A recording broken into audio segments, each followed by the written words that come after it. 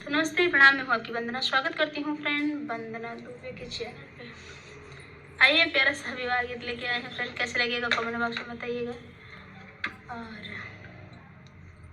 गीत का आनंद लीजिएगा। मोरे पीछा मालिया बसत है, अरे मालिया लगावई फूलवार रे लालनवा, अरे मालिया लगावई फूलवार रे लालनवा। से ही तारा बैठाई दुल्हे कवने रामा, घोड़ावा चरई फूलवार रे लालनवा, यारे घोड़ावा चरई फूलवार रे लालनवा।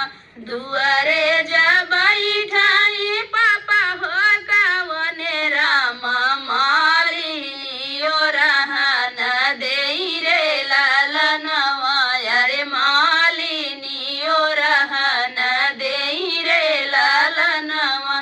बर जौना मोरे मालिक अपन दुलरुआ, अरे घोड़ावा चरई फूलवार रे लालनवा, अरे घोड़ावा चरई फूलवार रे लालनवा। काऊ तो हर खास मालिनी काऊ झकोरसी, अरे कावना जतो रे सडार रे लालनवा, अरे कावना जतो रे सीडार रे लालनवा।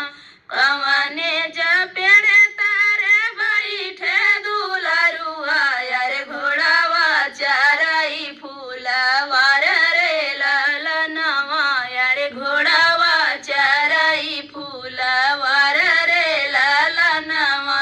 पाना मोरा खासी मालिनी लवंगा झकोरई, अरे लवंगा के तोरई डार रे लालनवा, अरे लवंगा के तोरई डार रे लालनवा। चंदन वृक्ष तार बैठई दुलरुआ, अरे घोड़ावा चरई फूलवार रे लालनवा, अरे घोड़ावा चरई फूलवार रे लालनवा। जवन ओ रहन लइके आयु मोरी मालिनी, अरे आपन ओ रहन लइके जाऊ रे लालनवा, अरे आपन ओ रहन लइके जाऊ रे लालनवा। तोहर फूलवारी मालिनी सकाई सिंचबई, अरे फूलवा फूलाई कचनार रे लालनवा, अरे फूलवा फूलाई कचनार रे लालनवा। फ्रेंड्स, विवाह गीत आप लोग कैसा लगा कमेंट बॉक्स में फिर मिलते किसी नए गाने के साथ। तब तक के लिए बाय बाय दोस्तों।